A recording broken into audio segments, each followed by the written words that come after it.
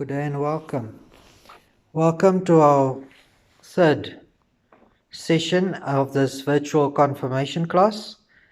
I want you to be aware that today's session has to be divided into two parts. So there will be two video clips that deal with today's session. Hopefully at the end of the second clip, there will be some thoughts for you to consider. Last time we spoke about who you are. And to some extent, there's also the behind the scenes question, whose are you? The reading material indicated that God created you. You were created in the image of God. And God who created you loves you with that undying love. So on the one hand, you are created. On the other hand, you have in you the image of your Creator. Today's session calls us to consider two challenging topics. The one is peer pressure, and the other one that goes hand in hand with peer pressure is decision making. And so the question that I want to pose is, who guides you in your decision making process? We teach our children not to give in to peer pressure, to make up their own minds, to do what is right and to walk a certain path using the morals and standards that were instilled in them, and not to just blindly follow their peers.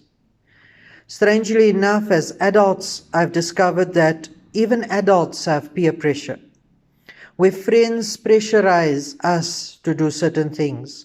And sometimes the pressure is a little bit more subtle, where we look at what our friends have, and because we want to fit in, we follow and do what they do. As adults, sometimes we have to buy a new car because our friends bought new cars. Or our kids have to go to a certain school because that's where the affluent people's kids go. We need certain things and we need to dress a certain way so that we too can fit in with our peers. Strangely enough, we forget that we are created in the image of God, and we should consider what our Creator expects of us. What does God expect of you and me when it comes to sending our kids to school, or buying a new car, or buying a new house, or dating somebody? What does God expect of you and me when we do certain things? God should be part of our decision-making process. In the second part of the video, the presentation, I want to share with you the idea of three types of people. And I will email you the material that I'm speaking about, and you can have a look at it at your leisure.